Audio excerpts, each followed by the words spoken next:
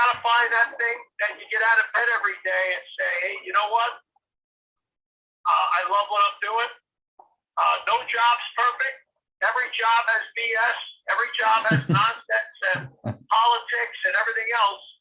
And there's not a, everybody has days that are tough days in their jobs and in their careers.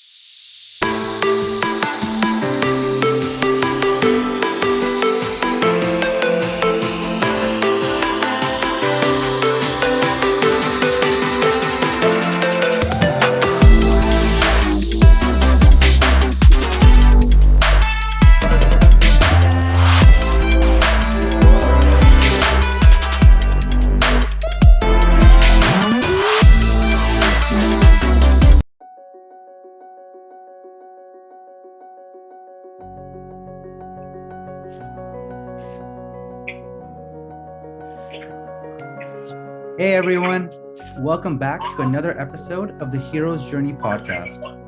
Thank you so much for showing up and being a part of this community. If you haven't already, make sure you've subscribed to the podcast so that you don't miss a single episode.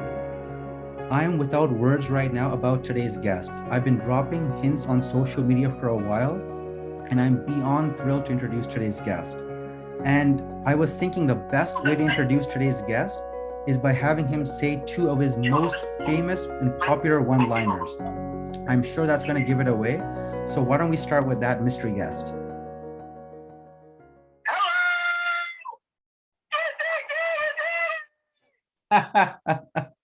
Oh my God, there is no better way to start a podcast than with those two lines.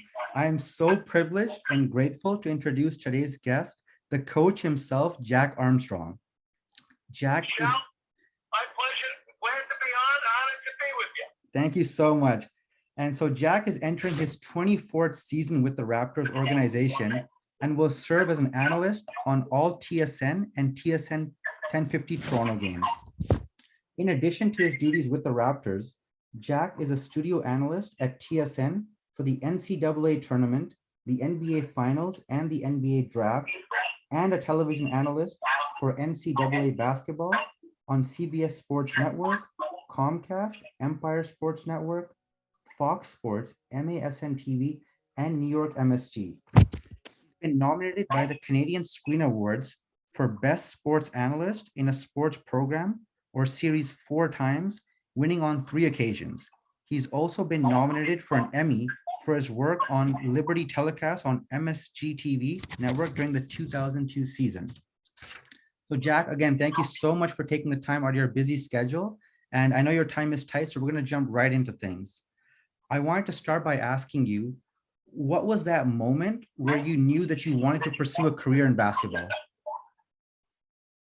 I tell you, it's interesting. I always say when I speak to young people, you got to find that thing in your life that you truly have a passion for and a love for. And I feel like I've never worked a day in my life. Now, I've worked my tail off, but I've always, I'm just very fortunate. From the time I was probably 7 years old, dribbling a basketball, fell in love with the game and played as a young man. And, my friendships, probably a lot of the life lessons that I've had have come through sports. My best buddies are people that, I'm associated with from my time at basketball, playing, coaching, broadcasting. So I think of that little boy who's 7 years old dribbling a basketball in the schoolyard right-handed one way and then dribbling home from the schoolyard left-handed. And here I am. I just turned 59. So 52 years later, I can't thank that orange ball enough. I at a young age, I figured out that probably I wasn't going to be playing in the NBA or I wasn't going to be the center fielder for the Yankees or anything like that. And I love sports, but the competitive dog-eat-dog world environment of playing ball in New York City, you kind of figure out your pecking order pretty early in life, as hard as you try. And I was kind of always a student of the game. I was always that guy on the team that was kind of pointing everyone in the right direction, and coaches always kind of felt like I was someone that they could trust. uh, in terms of leadership and all that. So little by little, as I went along and, kind of gravitated into coaching. So, and then from coaching, I coached, high school, grade school in Brooklyn. I coached, obviously, NCAA Division I coach for 14 years, 9 of those as a head coach. And then I've been, I'm in my 24th season now with the Toronto Raptors. So, I used to do a lot of college basketball as well on television and WNBA. But, I've been very fortunate that the anchor, the thing that's really been an incredible gift and an incredible opportunity since I left coaching is these 24 years working in Toronto for the Raptors and TSN and all that. So it's been quite a journey, and it's been quite a thrill, quite a privilege. It's been an amazing journey. And I was just going to piggyback on what you said, like when you knew you weren't going to be a basketball player, or I think I knew that moment for me when I wasn't going to be one, when I accidentally scored in my own net in middle school gym. I think that's when I realized that I don't think the NBA is in my future. So I should enjoy sports for sports, but keep focusing on your regular studies as well. Yeah, I get it. And it's, we all got to find that thing that works for us and that also makes sense realistically. Yeah. And to me,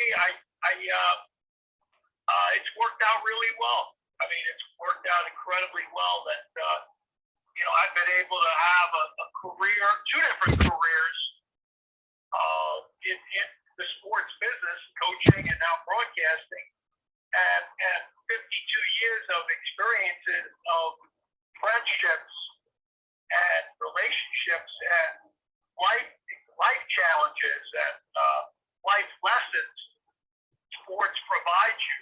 And I wouldn't trade it for anything. And to me, that's the beauty of it. So I'm really, really fortunate to have gotten the opportunity to be involved on a number of different fronts in the game of basketball. It's definitely been a remarkable career. And I was going to add in that for those who may not know, that you had coached the Niagara Purple Eagles in Niagara University, and you had led them to a 23-7 record in 92-93, which led you to New York State Division I Coach of the Year honors that year. Yeah, no, it was that was a great season, and probably the pinnacle of what we accomplished at Niagara. Fortunately, and then there's some unfortunately too, where you have good years, you have bad years, and ultimately in 1998. I was out of a job because that's what happens in our business in coaching. Yep. You're hired to be fired. Yeah. And then I transitioned. I always joke that what I do now is sports version of white collar crime. It's the greatest scam going. I've gone from idiot to expert. So I don't know if I'm an expert, but I surely have fun trying to act like I am. So it's been great, and the coaching experience. I was a Division I head coach at a very young age. I was 26 years old when I was named the head coach at Niagara. That was for the first 4 years of my head coaching career. I was the youngest Division I coach in the United States, and one of the youngest ever. So I feel really good about having that experience in my life and in my career, and I'm grateful to have been able to do it. And I can always look in the mirror and say I did it, and absolutely. And that all started again with as a young man playing ball and just having a passion for it and being relentless and willing to pay the price and not only work but outwork people and be the person that little by little stood out and worked my way through it. Nothing's handed to you. There's no free lunches, and I feel very fortunate that in my career I feel like I've grinded. I've gotten the dirt under the fingernails. I heard coach recently talked about the difference between, broccoli and Skittles. And I feel probably it was more broccoli than it would be than Skittles. It wasn't that quick sugar high. And, and I've also learned for every bright light that shines on Broadway, there's 1,000 broken lights. Yeah. And for every person that makes it, the overwhelming majority don't. It's absolutely true. So I feel really lucky that in 2 careers, I've been able to get to a pretty high level at both. And that's not easy, not guaranteed. And, you kind of keep grinding every day because, I don't own the chair that I'm in. I'm lucky enough to sit in it, and I try to always keep that mentality where, I'm a half step away from the streets. And I try to grind, I work at it, I try to be prepared, I try to be on top of it because it's ultra competitive, ultra cutthroat, and you got to be on your game all the time. So you do the best you can, and so here I am. That's great advice. And I was gonna say something just to piggyback off of what you said before I ask you my next question. It's kind of the saying. I don't know who made the quote, but it was something around success is kind of like it's not guaranteed. It's like rent, and that rent is kind of due every day, right? You don't just get success. You have to kind of it's that rent for success is due every single day. You got to work at it every single day. It doesn't just. It's totally right, and that's why I say I'm a half step away from the streets. Like a great coach, Luke Onaseka. He's in the Basketball Hall of Fame, and I went to Lou's camp as a kid. I coached at it as a high school coach, college coach, and then I had the opportunity to coach against Lou when he was the head coach in St. John's, and I was the head coach in Niagara. And Lou just celebrated his 95th or 96th birthday. Wow. But Lou had a great line. Lou said, "Peacock today, feather dust tomorrow." So you try to stay humble. Yeah. And you stay humble, and you don't take yourself. On the other hand, I don't take myself too seriously. I have fun. I really enjoy my job. I feel like I'm blessed. It's an incredible journey. And it's an incredible thing I've been able to do in 2 different careers, and the people I've had the opportunity to meet, players and coaches and referees and broadcasters and executives and fans and owners and scouts and just all the fabric, the mosaic of the basketball world. But you try to stay humble too and say, hey, you got to keep grinding, you got to work at it, you got to be relentless. Absolutely. And, just speaking about what you said, I thought I would kind of ask you here, like after your time coaching in New York, how was that transition? Like, how did you kind of make your way to Toronto and then specifically into broadcasting and then with the Raptors? Well, the Raptors had an opening in 1998. And I had just left Niagara March of 98. And they had a buddy of mine told me about it. I would say probably April, May of this Raptors season had just ended. And their radio analyst at the time, Earl Curidan, who played with the Pistons with Isaiah Thomas, he decided to leave. Isaiah had just left the Raptors. So there was an opening. And so I had a year left on my coaching contract at Niagara. So I was going to get paid no matter what.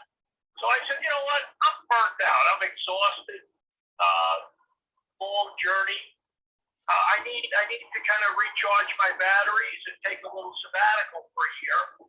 So I had made my mind up that I was going to take a year off of coaching and then get back into coaching.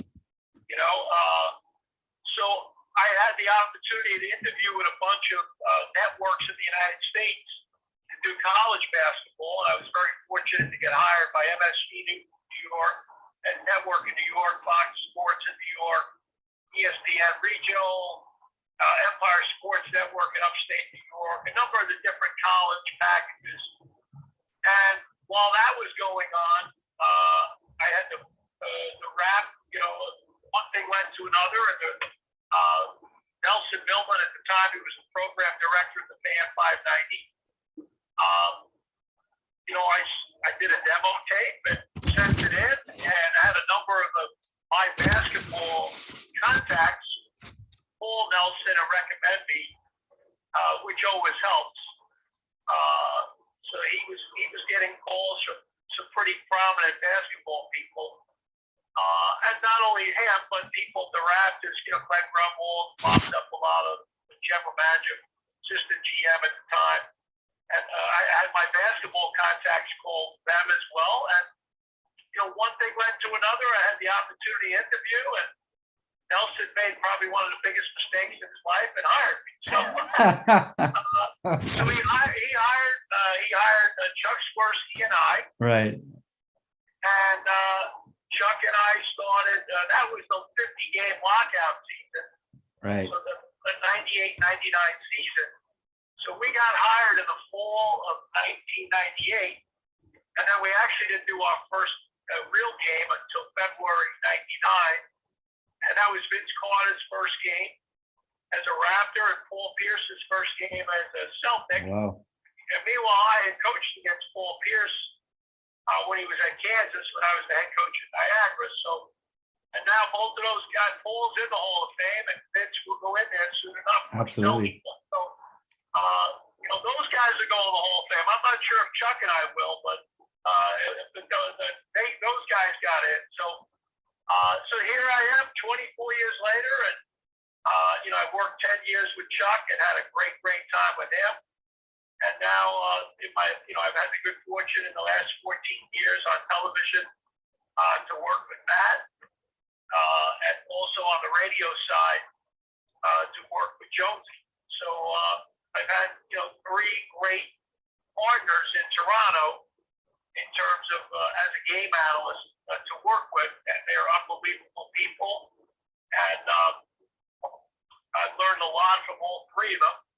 And then obviously the countless number of other personalities I've had the opportunity to work with, in terms of studio and TSN, and prior to that at Sportsnet, and just all the amazing people I've had to work with in Toronto over the years.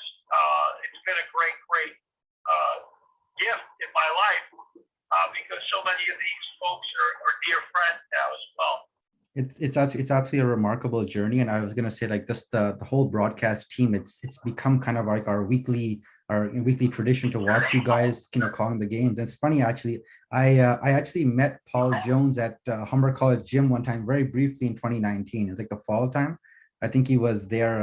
I think he was like, his son was playing basketball, and I met him very briefly. So it was really nice to chat with him for a couple of minutes as well. Everyone's just super friendly.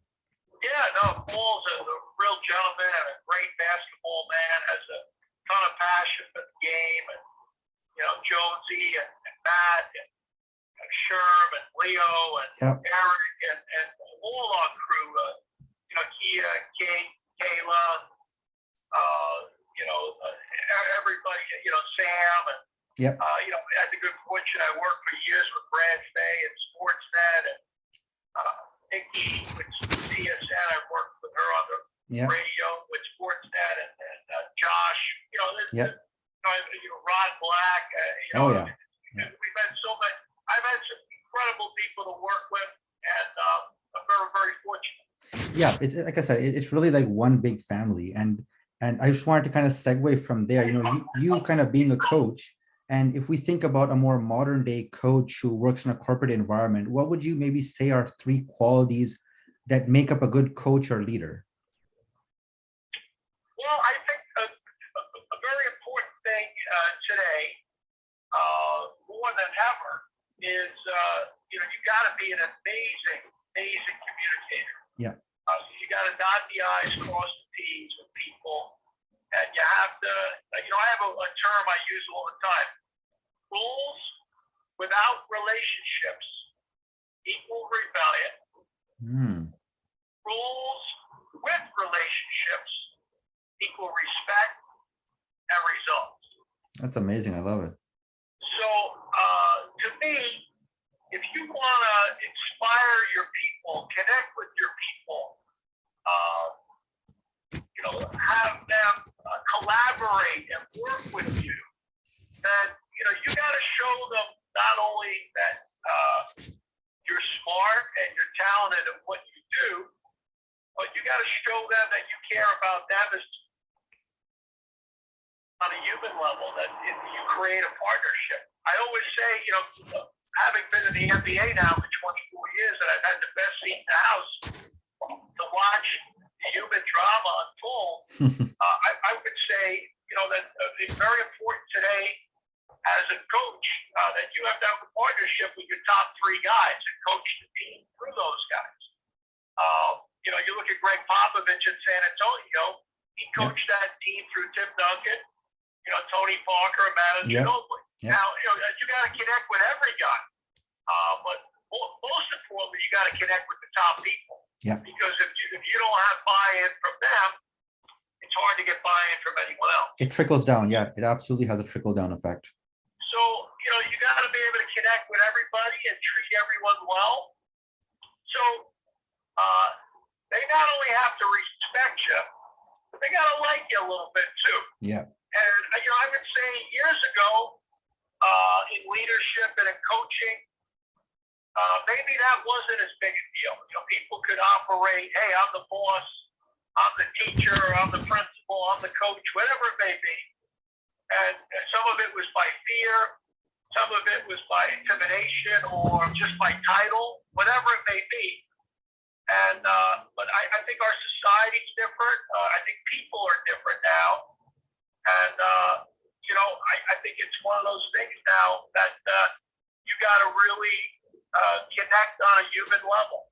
And I think it's really important now to do that. And you got to really spend a lot of time with people. I'll never forget, I was a young coach at a coach's clinic, and Chuck Daly, the legendary Hall of Fame coach, NBA for a long time, and Chuck won 2 championships with the Detroit Pistons with the Bad Boys. And he said, you know what? There are much better X and O coaches out there at the pro level, college level, high school level than me. But there's no better people coach than me. Because I connect. And you think about it, when Chuck, he coached Dennis Rodman. That ain't easy. Yeah. And, and he coached some very strong personalities, and Isaiah Thomas and Joe Dubois, Bill Lambier, and guys like that, and, got them to all buy into what they were trying to get accomplished, and everyone pulled the rope in the right direction. So I think if I had to choose between tactics and having that nice touch, that human touch, I think the human touch is very, very important. Tactics are important too. You got to be smart. You got to be savvy and good at what you do. No doubt. But I think before they even follow your leadership in terms of the technical stuff and the tactical stuff, they got to believe in you as a human being. Yeah, that's a great point. Absolutely great point.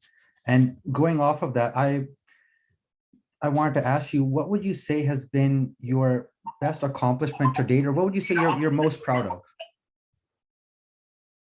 Professionally? Yeah, professionally, personally. Well, personally, obviously, it's my family.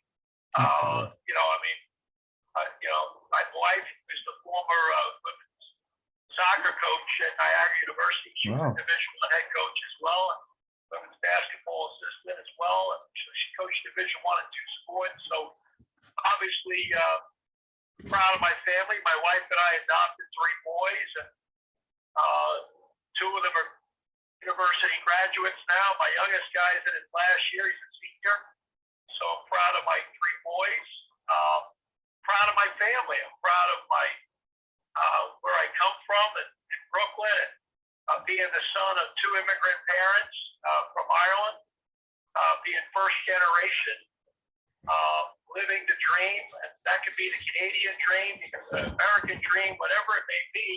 That my parents came over, with nothing, and here I am, a first generation kid, and I've been able to have the opportunity to fulfill my dreams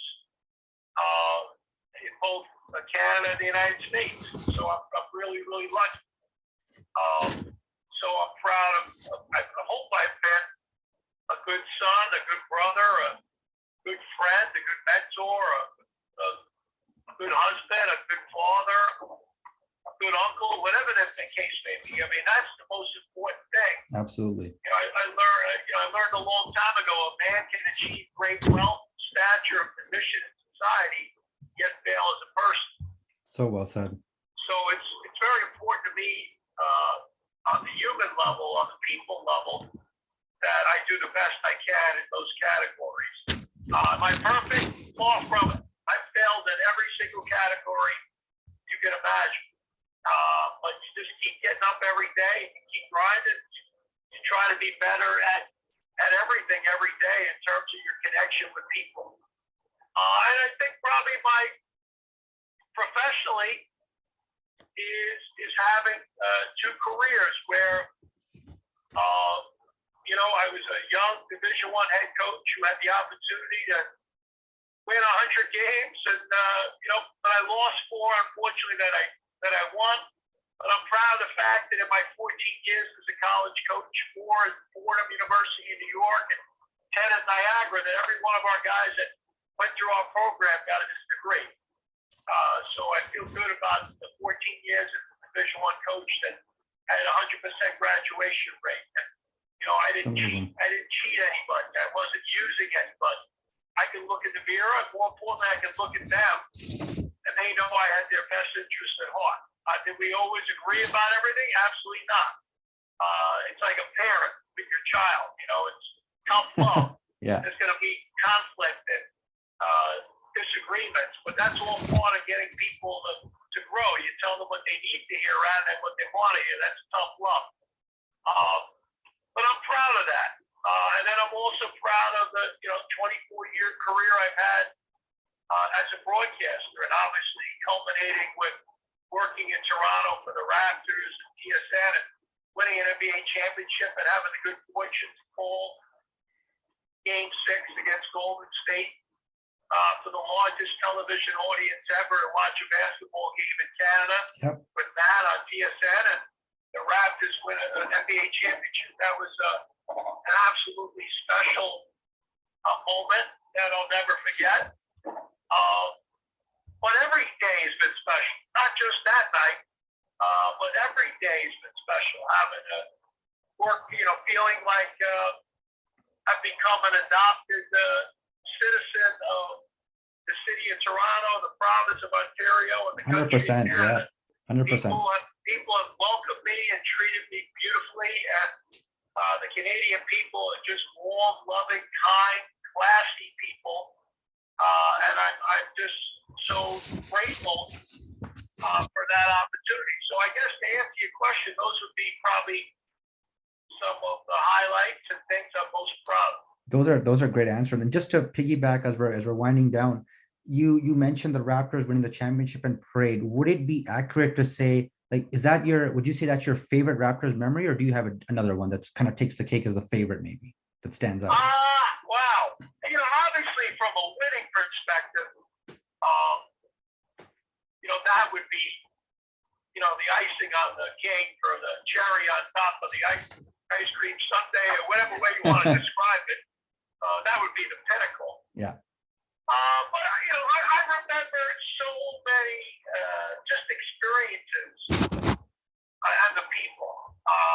It's more about the people than the actual winning and losing. It's the people. I used to always say, like when I was a college coach recruiting, at university, all it is it's buildings. You have a gym, I have a gym. You have a science center, I have a science center. You have a president's building, I have a president's building. You have a nice where beautiful lawns and the kids throw frisbees, and you have the same thing, you know. But so you can say, well, you know, Duke has this, Harvard has this, Stanford has this, Northwestern has this, Niagara has this, Fordham has this, whatever it may be. But you don't remember when you leave a university, you know, what the building was like. Mm-hmm. It's the people. Yeah. It's the relationships. It's the memories. It's the brotherhood, the sisterhood, the friendships, the laughs, the ups, the downs, and everything in between. And so when I reflect on my 24 years in Toronto, yeah, I can reflect on games won, games lost. But to me, it's more about the essence of people, of all the amazing, amazing people I've had the good fortune to be around. And most importantly, the fans, you know, that they're just so kind and caring and passionate and supportive and loyal of the Raptors. And, you know, it's truly an amazing place that, to watch the game grow these last 24 years. And prior to that, being coach at Niagara University for the 10 years before that, you know, Niagara University's campus is located right on the Niagara River, which is 300-400 yards from Canada. So I used to recruit quite a bit in Canada as a coach at Niagara. So not only my 24 years with the Raptors, but the 10 years at Niagara, and you add it all up, that's 34 years.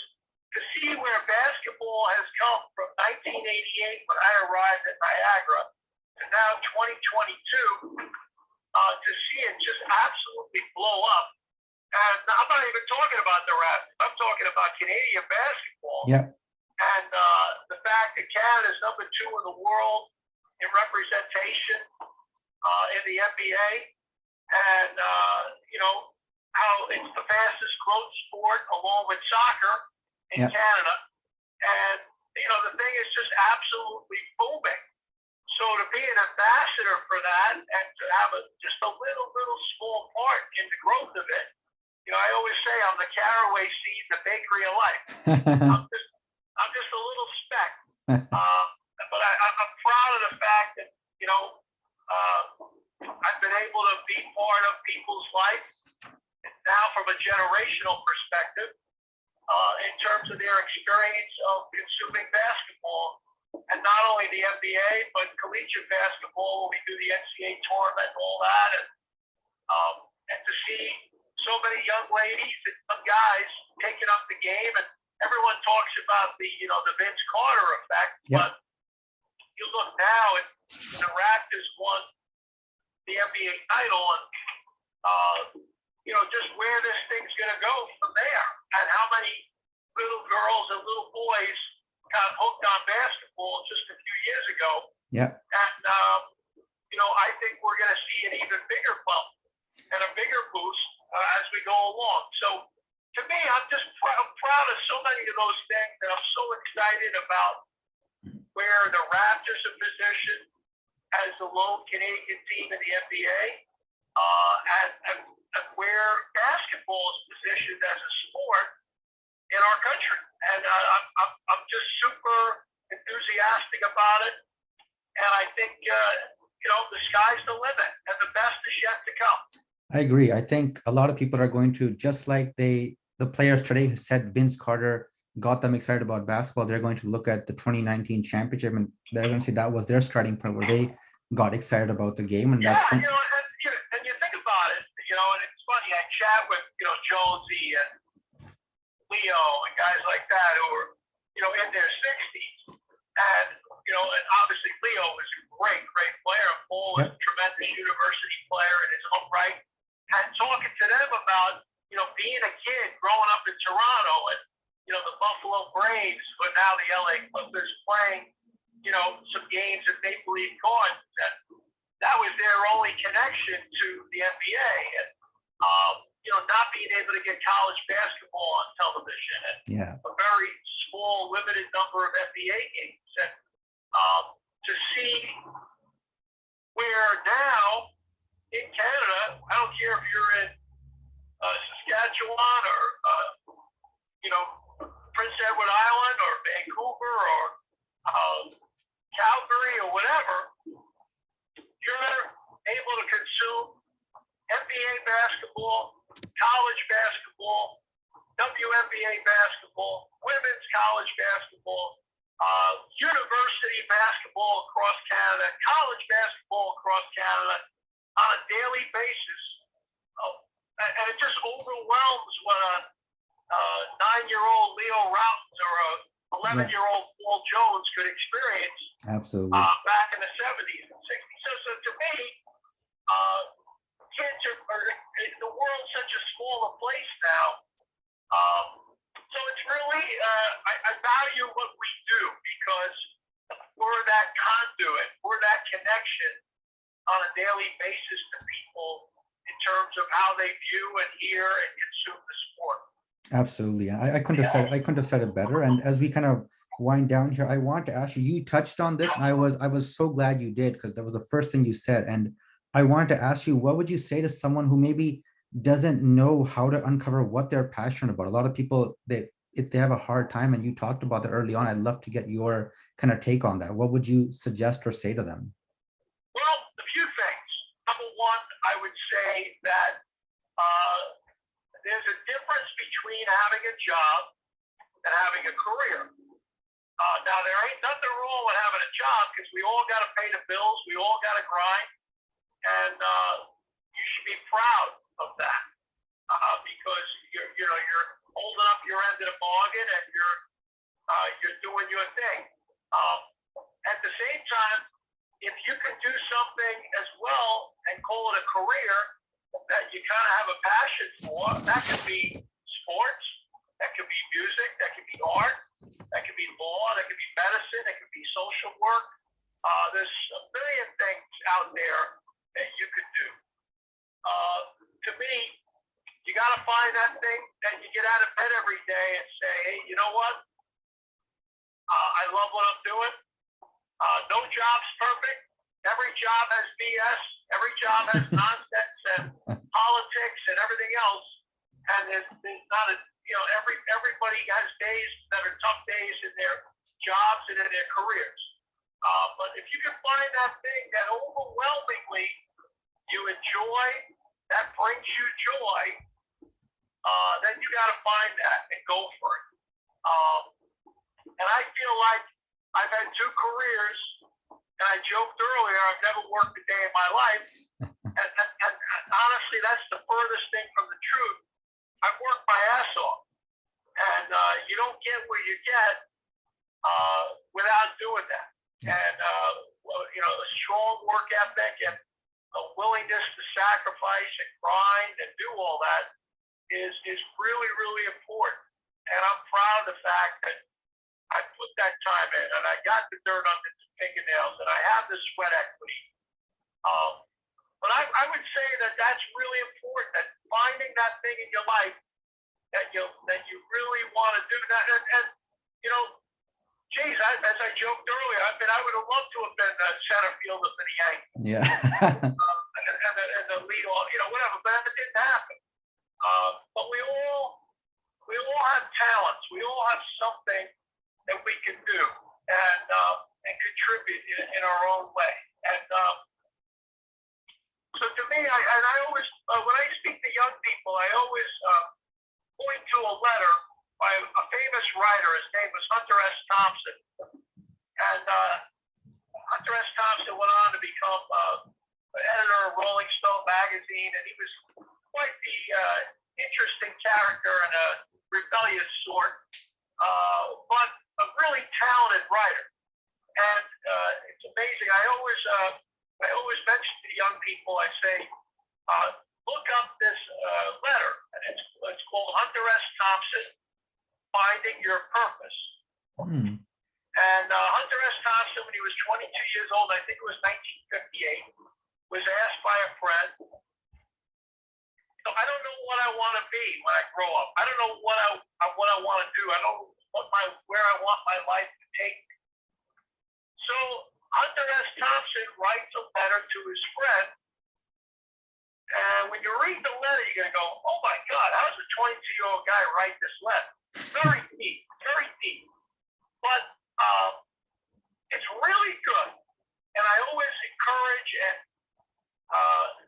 push young people to read it. Because, and I'm paraphrasing here, one of the things he says is, if there are 8 paths in front of you, and none of them work for you or make sense for you, then you and only you have to find the 9th path that does make sense for you. And but it's a worthy read, and it's thought-provoking. Is it mind-boggling or anything like that? No, but it's just good sense. And to me, it's one of the better letters I've read about kind of that purpose that we all seek out. If you've ever taken a philosophy class in university, the meaning of life and all those different things. But essentially, to me, are you happy? Can you find happiness? And happiness is a lot of different things. It's most importantly a personal thing, feeling good about who you are as a person, and feeling good about trying to make the world a better place through your personality and your character. And then from a professional perspective, trying to have a connection where your professional life is a conduit, is a way to be able to bring joy to people and to bring joy to yourself and your family. So I feel like I hit the lottery. That in what I've been able to do in 2 different careers, I've been able to I'm a people person. I've been able to have a great connection with people through sport. And, maybe if I never did sports and did this, maybe I'd be in social work, helping people, whatever. But nonetheless, I think the stimulus comes from, being with people and being able to really connect and enjoy each other's company and experience joy and experience ups and downs. But to me, that's kind of my definition of it. I hope I'm making sense. I hope I'm not rambling too much. No, that is so wonderful. I think you said it really eloquently and fully explained. And it's so funny that I almost love how you've already kind of answered my last question. I was going to ask you, if you weren't in basketball, what were you going to do? And you kind of just mentioned social work and that type of thing. So I was just... Well, it's interesting. I've had a lot of people say to me, my wife busts my chops all the time. I'm a Catholic, and I went to Catholic grade school, Catholic high school, Catholic college. I coached at Catholic universities, Catholic high schools. And my wife always says that she goes, you'd be a great priest. I said, no, that's not for me. It's a tough job. I admire and respect what they do, but that wasn't my calling. But to me, I'm a big believer in the human connection and being able to connect with people and having fun and enjoying people and just really that to me is a big deal and an important thing. And so I'm blessed to have had the opportunity to spend time with people, and sports has been a true blessing to be able to connect in a really cool way with people and give back in a lot of ways. So it's been fun, and I hope to keep doing it for a while. Absolutely. Obviously, I have no control of that. I'll just do the best I can, and well, if they keep wanting me back, I'll probably show up. You know what? There's no better way to wrap up there. And I was gonna say, I don't know if you have, but if you haven't, I think one day you should definitely write a book about your journey, because I think people would love to kind of read that story and kind of journey. I think it would be just a wonderful, fascinating read. I think whenever that time comes. I appreciate that. It's interesting you say that. I've had a number of people approach me in the last few years. It started probably in 2018. Mm-hmm. Actually 2018, 2017, where I've had different groups approach me about writing a book. And it's such an intense, personal, passionate undertaking. Yeah, it is. I've never done it. I've spoken to a lot of people that have. And,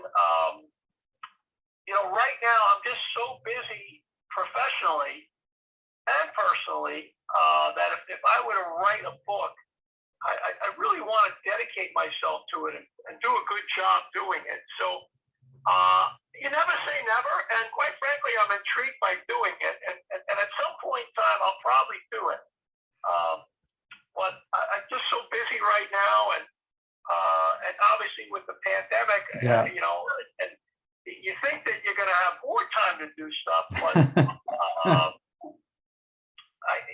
it's something I'm considering, and it's something that maybe down the line would be something I would want to do. But I appreciate you saying that, because it's something that it's definitely been on my mind, and it's definitely been proposed to me from a number of different people. So we'll see where it all goes. But I really appreciate you having me today, and I hope I've been able to give you a little sense of what my journey's been. No, absolutely. And like I said, if you ever do, I'm going to be the first person in line waiting for your autograph or wherever that book signing is kind of happening. So I will be there. Hopefully, once COVID, all this stuff is over, I'm looking forward to that. So again, this was amazing. I love it. Jack, thank you so much for being such an amazing guest. It's just been a huge privilege having you on the podcast, hearing your journey, hearing your words of wisdom. And like I said, Jack has shared some amazing advice on the importance of coaching, uncovering what you're passionate about, especially the big theme of developing human relationships. And so it's just been a wonderful talk. And if you don't already follow Jack, I strongly recommend you do. Where could people find you online? Well, I'm a complete goofball, so I'm not very good with social media stuff. I do have Hello Jack, on the Twitter and the Instagram, and people, obviously we have all the fun T-shirts and hats and all that. The good folks at Trippy, and I have that. So that's kind of my way. But I'm not a big Facebook or any of that stuff, social media kind of guy. But that's Hello Jack, and but I appreciate, again, I'm very blessed, and I really appreciate you having me, and I appreciate being in such an amazing market and working with such phenomenal people and working on behalf of so many just awesome people across Canada. So I hope things settle down soon, and things start to open up again, and we can have full houses at Scotiabank Arena. Absolutely. We can go back to having training camp in a Canadian city and having a few preseason games in Canadian cities. Yep. People all across Canada being able to fly in and watch the Raptors in Toronto, and also all the Raptor fans around the United States and around the world come to see us play. So it's a unique franchise. It's the only national team in the NBA. And I always say, when we travel, it's like Alabama football or Kentucky basketball. I mean, our fans travel incredibly well in 29 U.S. cities, and our TV ratings are great, and we sell out every night at Scotiabank Arena. So it's one of the still to this day one of the hidden gems in pro sports. So, but thanks again for having me, and it was a lot of fun. Thank you so much. So there you have it. This wraps up another episode of the Hero's Journey podcast, and look forward to seeing you all on our next episode. Take care, everyone.